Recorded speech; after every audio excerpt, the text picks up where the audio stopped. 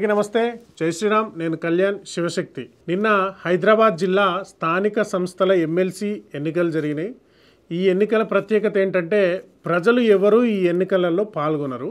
కేవలం హైదరాబాద్లో ఉన్నటువంటి కార్పొరేటర్లు, ఎక్స్ అఫీషియో మెంబర్స్ ఎవరైతే ఉన్నారో, ఎమ్మెల్యే ఆ స్థాయికి సంబంధించిన వ్యక్తులు ఎవరైతే ఉన్నారో వాళ్ళు మాత్రమే ఈ ఎన్నికల్లో పాల్గొంటారు. అయితే నిన్న జరిగినటువంటి హైదరాబాద్ జిల్లా స్థానిక సంస్థల ఎమ్మెల్సీలను ఎన్నుకునేటటువంటి సందర్భంలో ఈ ఎంఐఎం పార్టీకి సంబంధించినటువంటి వ్యక్తి ఎవరైతే ఉన్నారో మీర్జా రియాజ్ అనేటటువంటి వ్యక్తి ఇక్కడ ఎమ్మెల్సీగా ఎన్నుకోబడ్డాడు. ఇక్కడ కొన్ని ముఖ్యమైనటువంటి విషయాల్ని మనం మాట్లాడుకోవాల్సినటువంటి అవసరం ఉంది. ప్రతి హిందూ జాగ్రత్తగా వినండి. హైదరాబాద్లో ఎమ్మెల్సీ ఎన్నికలకు గాను ఓట్లు కార్పొరేటర్లు కమ్ ఎక్స్ అఫీషియో మెంబర్స్ కలిపి ఒక్కొక్క పార్టీకి ఉన్నటువంటి బలాబలాలు చూసుకుంటే ఎంఐఎం పార్టీకి 49 ఓట్లు ఉన్నాయి, బీజేపీ పార్టీకి 25 ఓట్లు ఉన్నాయి, అదేవిధంగా కాంగ్రెస్ పార్టీకి 14 ఓట్లు ఉన్నాయి, బీఆర్ఎస్ పార్టీకి 24 ఓట్లు ఉన్నాయి. వెరసి మొత్తం ఓట్లు 112. ఈ 112లో 56 ఓట్లు ఎవరికి వస్తే వాళ్ళే గెలుస్తారు. ఇక్కడ ఎంఐఎంకి 49 ఓట్లు ఉన్నాయి. అంటే ఎంఐఎం పార్టీకి కూడా మెజారిటీ ఓట్లు వచ్చేటటువంటి అవకాశం లేదు. ఇక్కడ మనం గమనించాల్సినటువంటి విషయం ఏంటంటే బీఆర్ఎస్ పార్టీలో మెజారిటీ హిందువులే ఉంటారు, బీజేపీ పార్టీలో అందరూ హిందువులే, ఒక ముస్లిం కూడా లేడు కార్పొరేటర్లతో సహా. తర్వాత కాంగ్రెస్ పార్టీలో కూడా మెజారిటీ హిందువులే ఉంటారు. అంటే కాంగ్రెస్ పార్టీకి ఉన్న 14, బీఆర్ఎస్కు ఉన్నటువంటి 24, బీజేపీకి ఉన్నటువంటి 25లో 3 కలిపితే 63 ఓట్లు, 56 వస్తే ఇక్కడ హైదరాబాద్లో ఒక హిందూ ఎమ్మెల్సీ వచ్చే అవకాశం ఉంది. ఇందులో 63 ఓట్లు ఉన్నాయి. కానీ ఎంఐఎం పార్టీకి ఎమ్మెల్సీకి కావాల్సిన ఓట్లు 49. అట్లాంటి పరిస్థితుల్లో కూడా బీజేపీ, బీఆర్ఎస్, కాంగ్రెస్లో ఉన్నటువంటి హిందువులు విడిపోవడం వల్ల తీసుకెళ్ళి హైదరాబాద్ స్థానిక సంస్థలకు సంబంధించినటువంటి ఓట్లు తీసుకెళ్ళి ఎంఐఎం పార్టీకి వేసేసి ఎంఐఎం పార్టీని గెలిపించారు.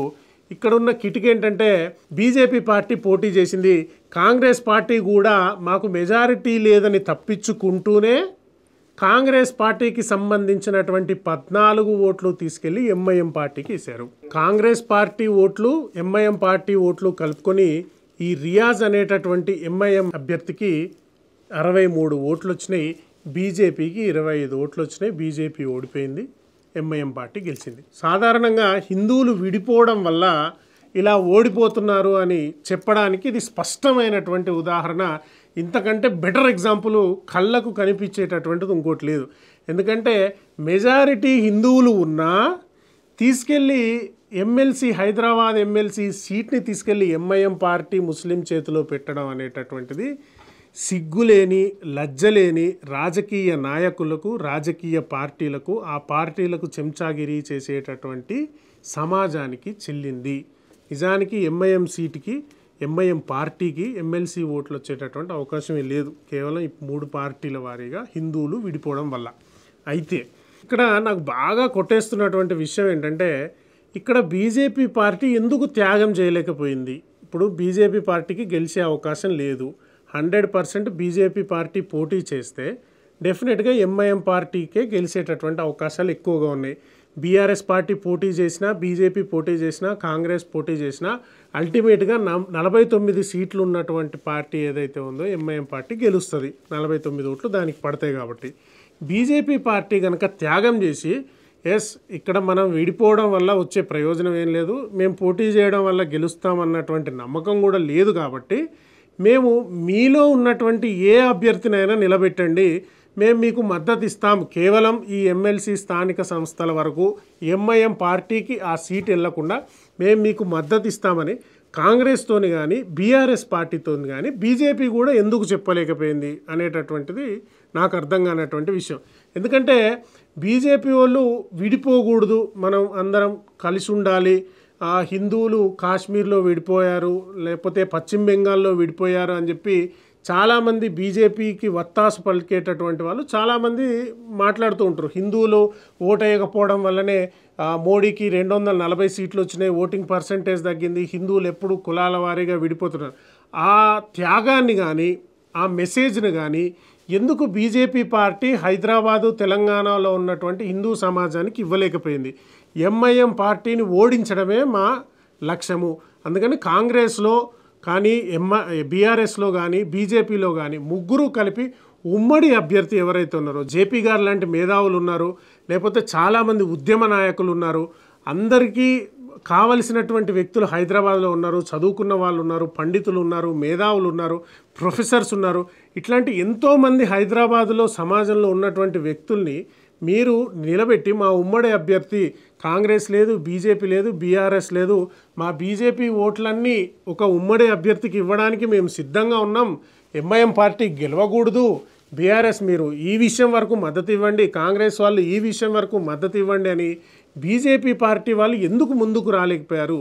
కేవలం చెప్పడానికి మాత్రమే నీతులు ఏమన్నా ఉన్నాయా, లేకపోతే పాటించడానికి కూడా నీతులు ఉన్నాయా? డెఫినెట్గా ఎంఐఎం అభ్యర్థిని ఓడించడానికి బీజేపీ పార్టీ కనుక కాంగ్రెస్ ఓట్లు తీసుకున్నా, కాంగ్రెస్ సమర్థించినటువంటి లేదా బీఆర్ఎస్ సమర్థించినటువంటి వ్యక్తికి ఓటేసినా నాకు తెలిసి తెలంగాణలో ఉన్నటువంటి ఏ హిందువు కానీ, తెలంగాణలో ఉన్నటువంటి ఏ వ్యక్తి కానీ దాన్ని వ్యతిరేకించడు.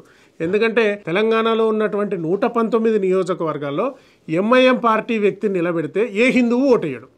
కేవలం ఆ 7-8 నియోజకవర్గాలు ముస్లింలు మెజారిటీగా ఉన్నటువంటి నియోజకవర్గాలు తప్ప హిందూ అనేటటువంటి వాడు ఎవడు ఎంఐఎం పార్టీకి ఓటేయడు.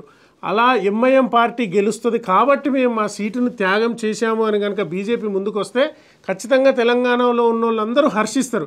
కానీ తెలంగాణ బీజేపీ వాళ్ళు ఎందుకు వాళ్ళ 25 సీట్లను కనుక వేరే పార్టీకి త్యాగం చేయగలిగితే డెఫినెట్గా న్యూట్రల్గా ఉన్నటువంటి పర్సన్కి ఓటేయడానికి మేము సిద్ధంగా ఉన్నాం కనుక అని బీజేపీ ప్రకటిస్తే ఖచ్చితంగా కాంగ్రెస్ కానీ బీఆర్ఎస్ కానీ ఏదో ఒక పార్టీ ముందుకు వచ్చేది, మాకు ఓట్లేయమని అర్థించేది.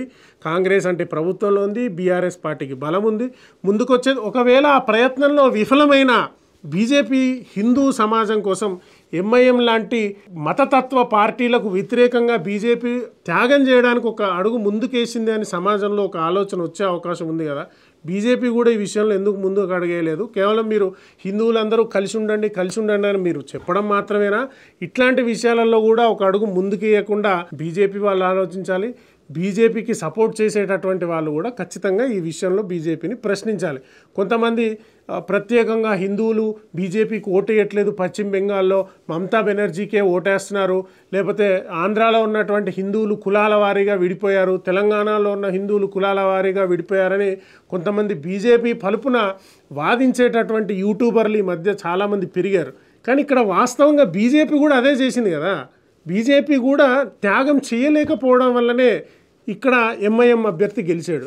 ఈ విషయాన్ని కూడా వాళ్ళు అర్థం చేసుకోవాలి, బీజేపీ వాళ్ళు కూడా అర్థం చేసుకోవాలి. హిందూ సమాజం కూడా బీజేపీని ఈ విషయంలో చాలా బలంగా గట్టిగా ప్రశ్నించాల్సినటువంటి అవసరం ఉంది. నిజంగా కనుక ఈ విషయంలో నేను ముందే అనుకున్నాను, ముందు నుంచే ఈ అంశం మీద మాట్లాడదాం అనుకున్నాను. బట్ నా ఆరోగ్యం సహకరించలేక మాట్లాడలేదు. కానీ నేను మాట్లాడడం వల్ల చెప్పడం వల్ల బీజేపీ స్టాండ్ మారుతుందని అయితే నేను అనుకోలేదు. బట్ నా అభిప్రాయం ఏదైతే ఉందో అది చెప్పాలనే ఉద్దేశంతోనే ఇప్పటికైనా ముందుకు వచ్చాను. బీజేపీని ఈ విషయంలో ఖచ్చితంగా ప్రశ్నించాల్సిందే. బీజేపీ కనుక త్యాగం చేస్తే చరిత్రలో నిలిచిపోయే వాళ్ళు బీజేపీకి బ్రహ్మరథం పట్టేవాళ్ళు తెలంగాణలో ఉన్నటువంటి హిందూ సమాజం. మీరు త్యాగం చేసి హిందూ సమాజంలో ఉన్నటువంటి ప్రజల్ని కూడా కులాల్ని త్యాగం చేసి పార్టీలను త్యాగం చేసి ఒక్కటిగా రెండంటే వింటారు. కానీ మీరు త్యాగం చేయరు, కానీ సమాజానికే త్యాగం చేయమని బీజేపీ నాయకత్వం తెలంగాణ బీజేపీ నాయకులు మాట్లాడితే వినడానికి ఎవడు సిద్ధంగా లేడు. ఈ విషయాన్ని మీరు ఏ విధంగా సమర్థించుకుంటారో సమర్థించుకోండి. జై శ్రీరామ్, జై హింద్.